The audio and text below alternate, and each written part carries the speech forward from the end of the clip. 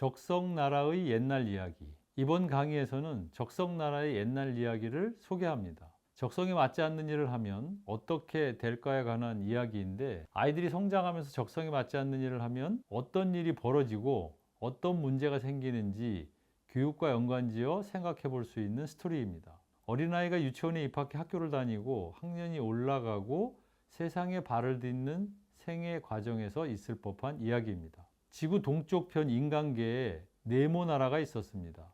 어느 날 네모난 나라의 지도자들이 모여 우리의 미래와 정체성을 확실히 하기 위해 이 나라에 사는 모든 사람들이 네모가 되어야 한다는 법을 제정하였습니다. 네모나라가 처음 있었던 때부터 이 나라에는 사실 세모들도 살고 있었습니다. 이 세모들에게 네모나게 변하라는 법이 통과된 것입니다. 네모나게 변한다는 것, 그것은 이 나라의 모든 네모 생활세계와 교육체계 속에 세모들을 끼워 맞추겠다는 뜻이었습니다. 네모나라의 학교에서는 네모난 책상, 네모난 교과서, 네모난 문제지들이 세모 어린이들을 기다리고 있었습니다.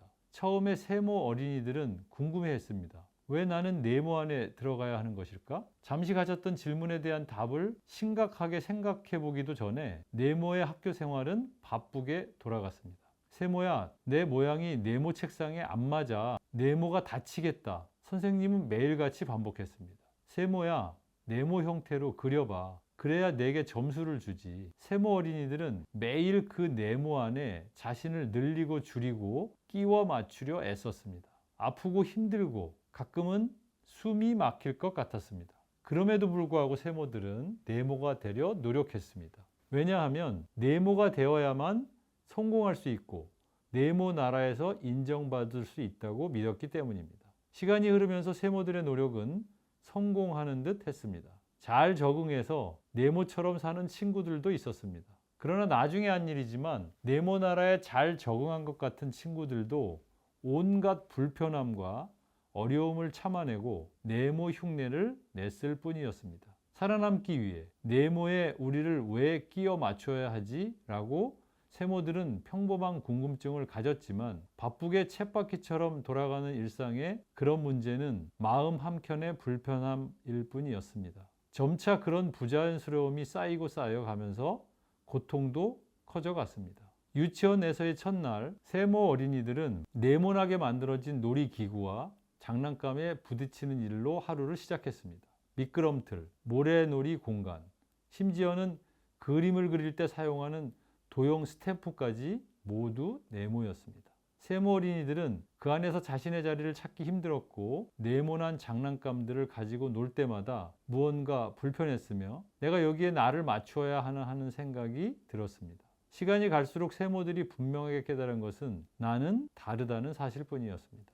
초등학교를 진학하면서 세모들의 상처는 더 깊어졌습니다. 교실의 책상과 의자가 모두 네모였기 때문에 세모 어린이들은 자신의 세모 테두리가 네모에 맞지 않아 항상 불편함을 느꼈습니다. 미술 시간조차도 그림 그리기 수업에서는 네모 형태를 기반으로 한 설계와 그림이 주류를 이루었습니다. 세모 아이들이 세모 모양으로 그림을 그리면 선생님이나 친구들도 잘못 그렸어 라고 지적했습니다. 중학교로 올라가면서 세모 아이들은 더욱 복잡한 상황을 맞이했습니다. 체육 시간에 네모 모양의 운동기구나 공을 사용했기 때문에 세모 학생들은 몸의 균형을 잡기도 어려웠습니다. 그리고 친구들과의 관계에서도 네모 학생들이 선호하는 활동이나 대화 주제로 인해 세모 학생들은 자주 외면받았습니다. 고등학교에 들어가자 이제 세모 학생들은 진로와 대학 진학으로 인한 거대한 압박을 느끼게 되었습니다. 네모 나라의 대학들은 대부분 네모 학생들을 선호했고 세모 학생들이 입학하기 위해서는 추가적인 능력이나 실력을 보여야 했습니다. 또한 세모 학생들이 가장 잘할 수 있는 특성이나 능력은 대학 입시에서 중요하게 간주되지 않았습니다. 세모 아이들은 자신에게 맞지 않는 공부도 해야 했고 억지로 다닌 대학에서 졸업 시즌이 다가오자 세모들은 네모 회사의 입사 원서를 내기 시작했습니다. 세상에 나가기 위한 또 다른 고통이 시작되었습니다. 네모 나라에서는 네모만이 진리였습니다. 세모들은 네모가 되도록 교육받았으나 아무리 노력해도 세모는 네모가 되지 못했습니다. 네모 교육은 그들에게 상처만 주었습니다. 선생님도 친구도 부모도 모두 네모 생각이 옳으니 네모 생각에 적응하기 위해 노력하다 보면 괜찮아질 거야 라고 위로했습니다. 이렇게 모든 학교에서 세모 학생들은 자신의 정체성과 사회적 위치, 그리고 교육 체계와의 갈등 속에서 자라났습니다.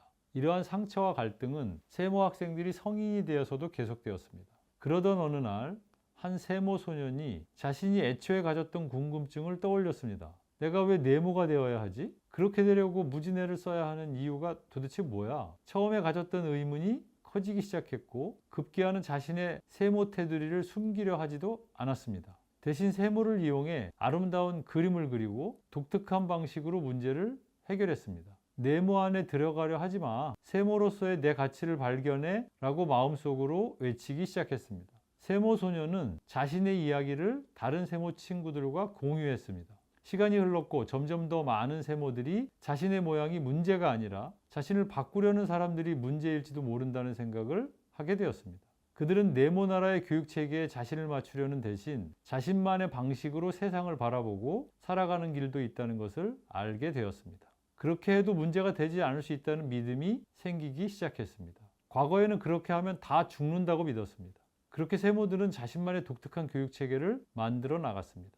이러한 노력이 확산되자 이상한 일이 일어나기 시작했습니다. 세모의 생각과 세모를 인정하는 교육이 네모나게 교육받은 사람들에게 새로운 생각을 갖게 했고 네모들이 세모 교육도 우리가 고민해 봐야 하는 게 아닌가 하는 생각을 갖게 만들었습니다. 이제 이 나라는 더 이상 네모만의 나라가 아니었습니다. 이제 이곳은 다양한 모양, 다양한 생각을 가진 사람들이 함께 살고 그 다양한 모양을 인정해주는 나라로 점차 바뀌어 갔습니다. 결국 네모 나라는 깨달았습니다. 진정한 교육은 한 가지 형태에 끼워 맞추는 것이 아니라 각기 다른 모양과 생각을 존중하고 발전시킨 것이라는 것을.